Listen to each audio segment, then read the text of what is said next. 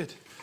I never tire of baptisms. I so love it. It was so good to see you, Ian, being baptised this morning. Really fantastic. That imagery, the verse that Nathan said at the beginning of dying to our old life, being raised to new life in Christ, is fantastic. Really good. So, fantastic. So, as for those of you who meet with us even closer, I'll shout louder.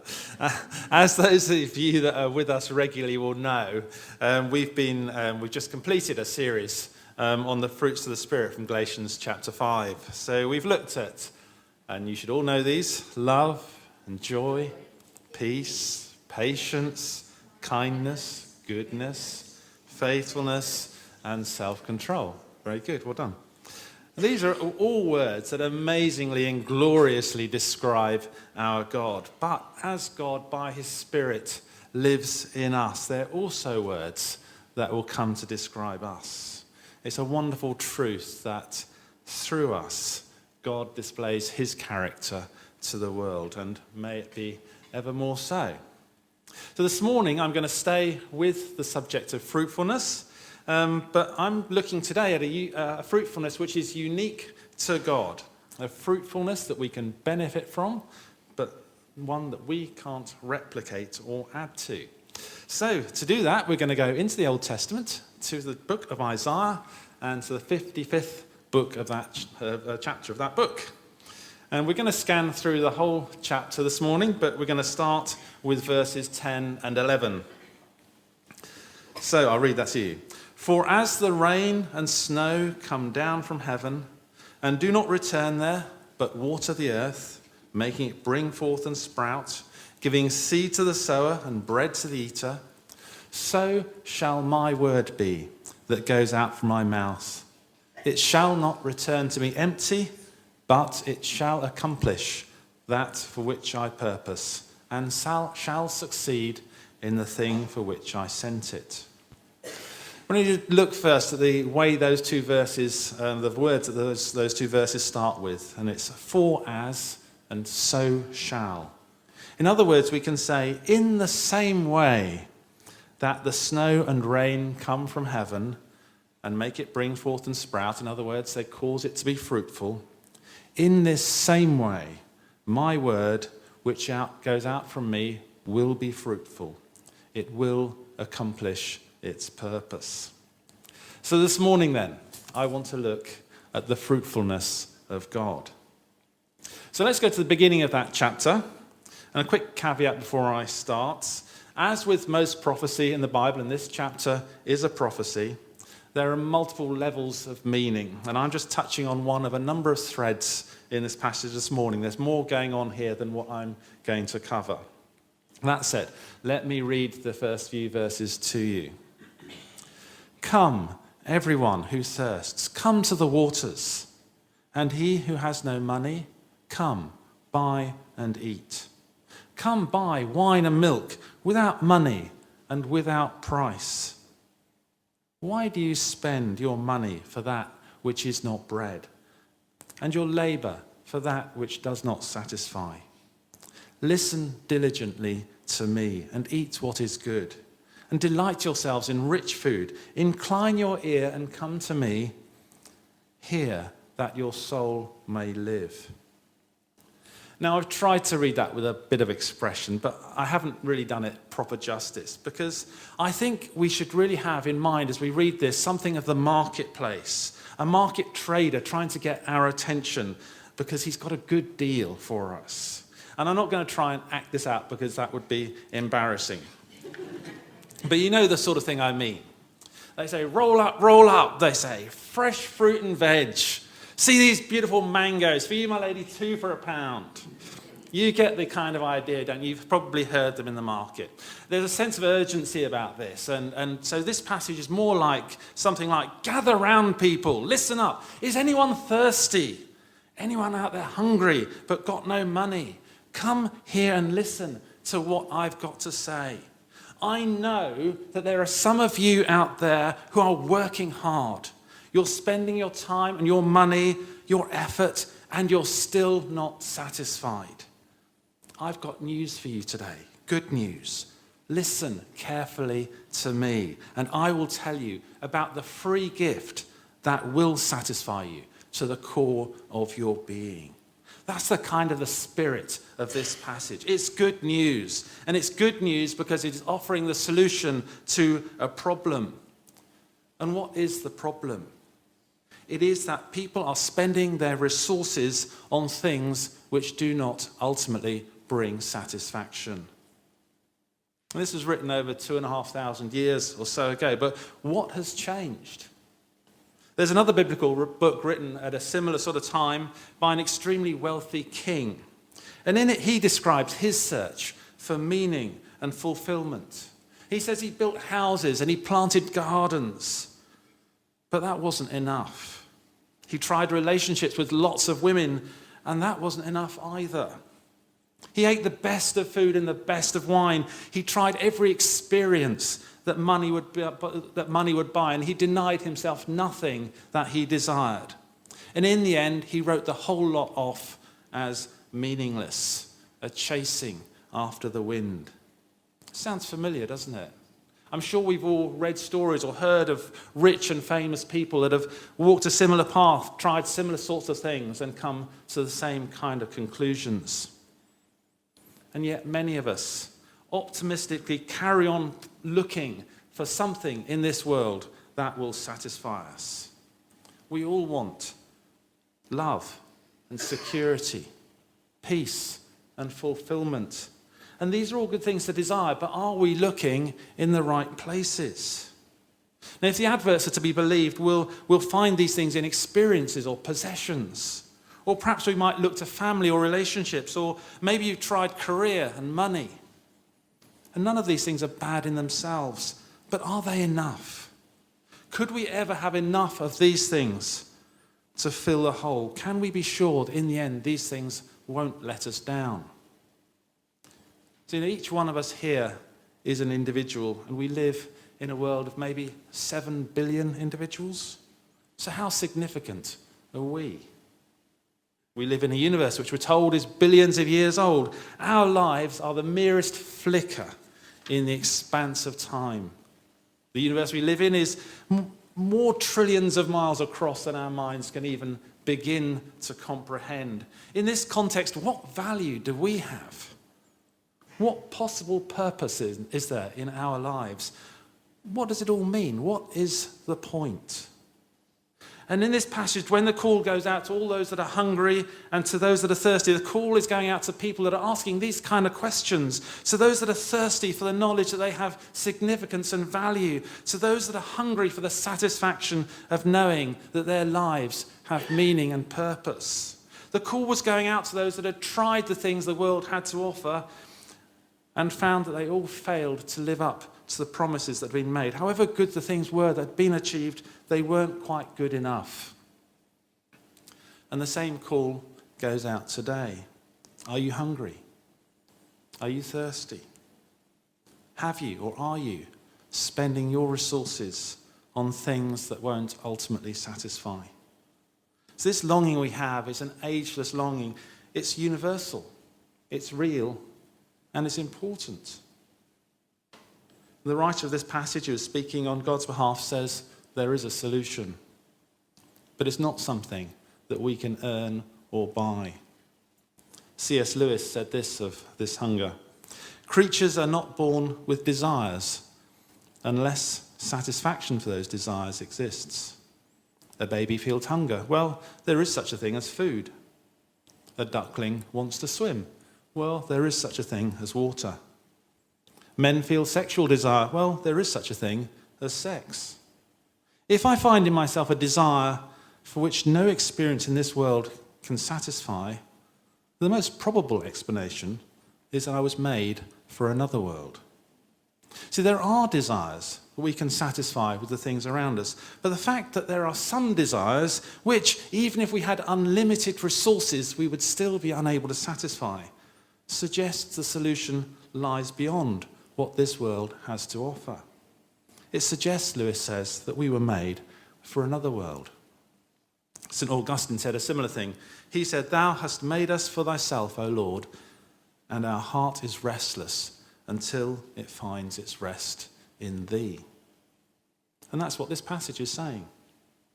Having made the invitation to those that are hungry and thirsty to come and be satisfied, what is offered isn't anything material or physical. Instead, they are told to turn to the Lord and to call on him, to turn from their own ways and return to the Lord. The promise is that if they do this, then God will have compassion on them and will forgive them.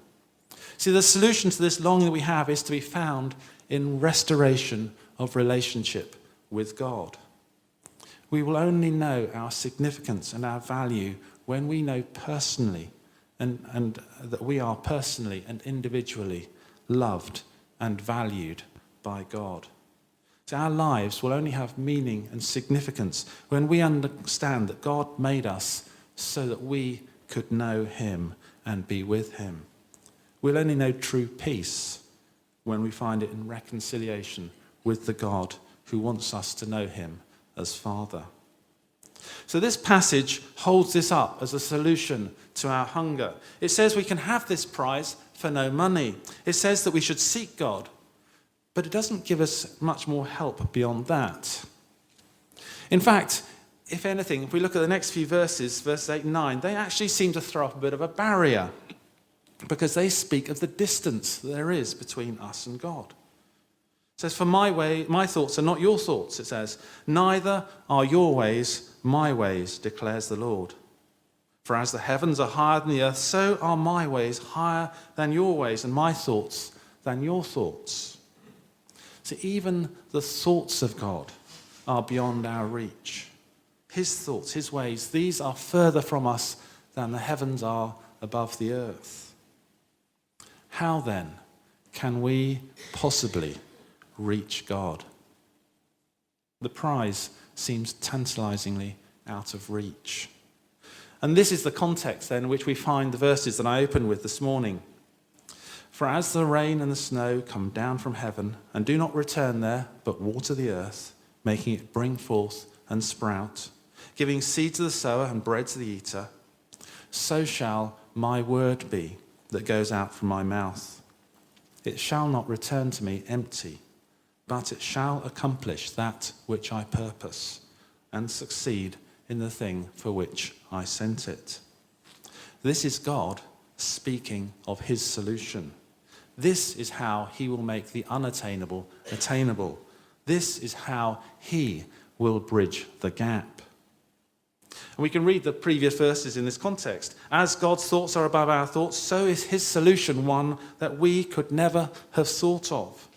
As his ways are above our ways, so is his solution one that we could never have achieved. And as surely as the rain falling on the ground causes it to be fruitful, so is his solution guaranteed to be effective in accomplishing its purpose. Now, for Isaiah writing these words would have been a mystery to him. They were a promise of something that was to come. But for us, we can look back and see their fulfillment. Because now the word has come from God and it has returned, having achieved its purpose. So if we turn to the New Testament, to the book of John and chapter 1, we read this. In the beginning was the Word, and the Word was with God, and the Word was God. He was in the beginning with God. All things were made through him, and without him was not anything made that was made. And the Word became flesh and dwelt among us, and we have seen his glory, glory as from the only Son from the Father, full of grace and truth. And that is what we'll be celebrating in about 5 weeks' time. In the Christmas carol, Hark the Herald Angels Sing, there are the following lines. Veiled in flesh, the Godhead see. Hail the incarnate deity.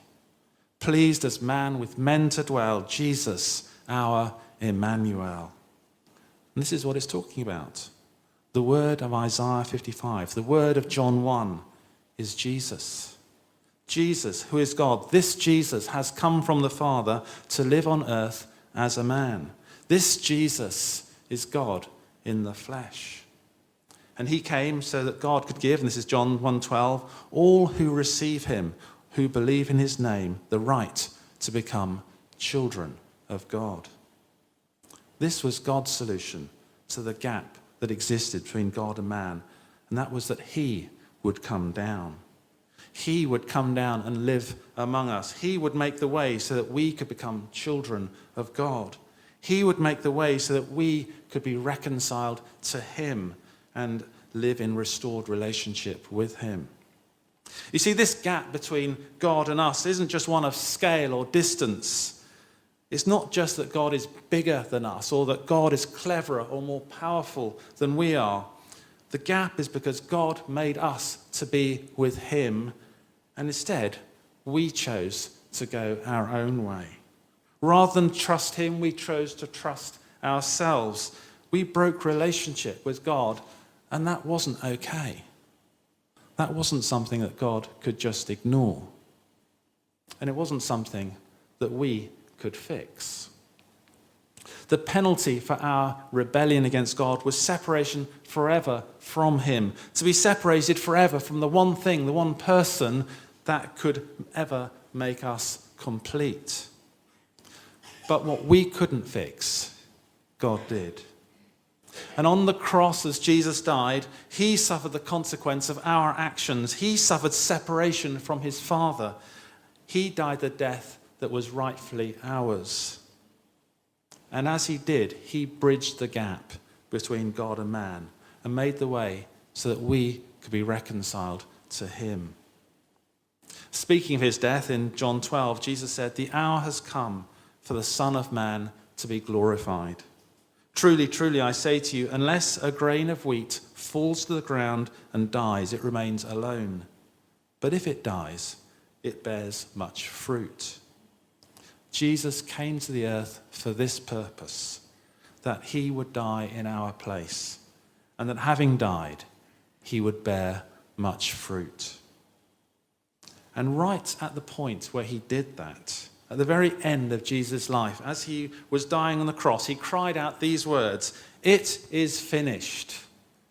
Key words. Now, I've always seen these as a cry of triumph, but as I dug into this a bit more as I was preparing, I found the meaning is even richer than I realized. So this phrase, "it is finished," actually translates a single Greek word. Now, I'm not a Greek scholar, but this is interesting to look at. The root noun that the phrase derives from is telos, which means the end or purpose or goal. And the verb that comes from this has meanings like to complete or to fulfill or to accomplish. And the actual word that is translated, "it is finished," is in the perfect tense. So that's a past tense completed action. You didn't know you were going to get a grammar lesson this morning, did you? So, what all this means is that this word could be translated, the goal has been reached, the mission has been completed, or the purpose has been accomplished. I think that's really exciting. See how that dovetails so neatly into Isaiah 55. There God says his word would not return to him until it had accomplished its purpose. Here, Jesus' last words before he died on the cross were, "The purpose has been accomplished." He had successfully completed the mission for which he had been sent. Hebrews 10:12 says, "When Christ had offered for all time a single sacrifice for sins, he sat down at the right hand of God." The word, having accomplished its purpose, the purpose for which it was sent, returned to the Father. So Jesus' cry, "It is finished," expresses the fulfillment of the prophecy in Isaiah 55. You remember there, the invitation is given, "Come, everyone who thirsts. Come to the waters, and he who has no money, come, buy and eat." Now, on multiple occasions, Jesus made it clear that it is him who is giving this invitation, and that it is himself who is the fulfillment of the invitation. John 6, Jesus says, "The bread of God is the bread that comes down from heaven and gives life to the world." He went on to say, "I am the bread of life. Whoever comes to me will never go hungry, and whoever believes in me will never be thirsty." Standing in the temple on the last day of the feast, as Nathan reminded us last week, Jesus cried out, "If anyone thirsts, let him come to me and drink."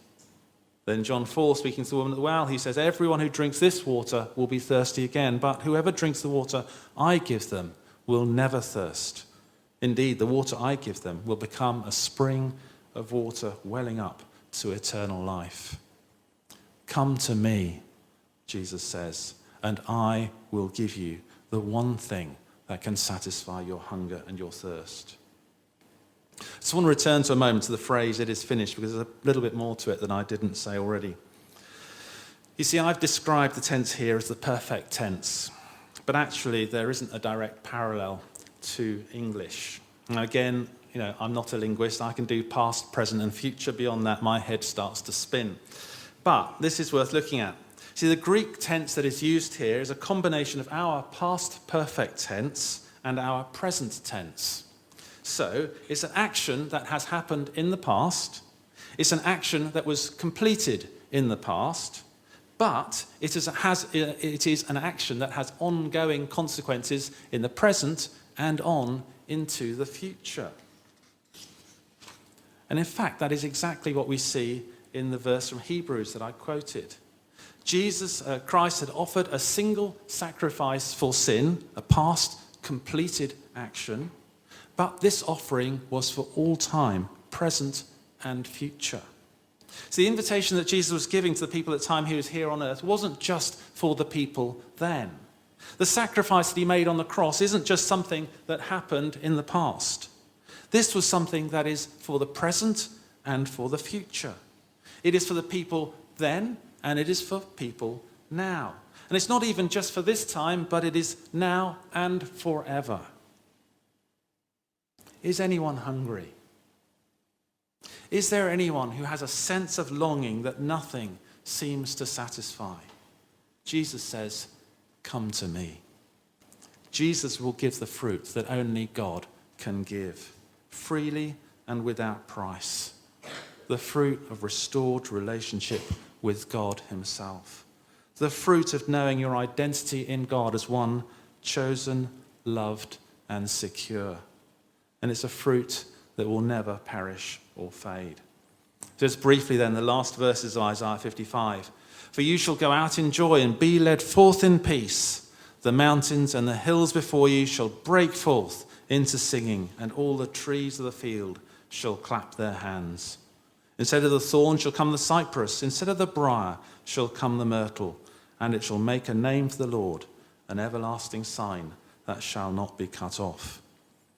It's poetic language, of course, but it clearly speaks of God's promise to bring you to a place of peace, of joy, of celebration. Even the mountains and the hills and the trees will clap and sing. What a wonderful picture of exuberant extravagance. And it's a place of goodness and fruitfulness and plenty.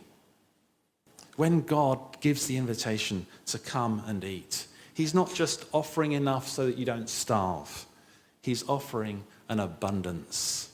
He's offering himself, and he will satisfy. So we're going to be offering coffee and donuts shortly. And that's good. But the offer that God makes today is much, much better. And if you want to respond to this invitation, if anything I've said, just raise any questions. If you just want to talk to us, then forget the donuts. Don't come here, or don't go from here without following that through. Come talk to me, to Nathan, or somebody else. And there's probably plenty, so you'll get one anyway. All right. Thank you, Nathan.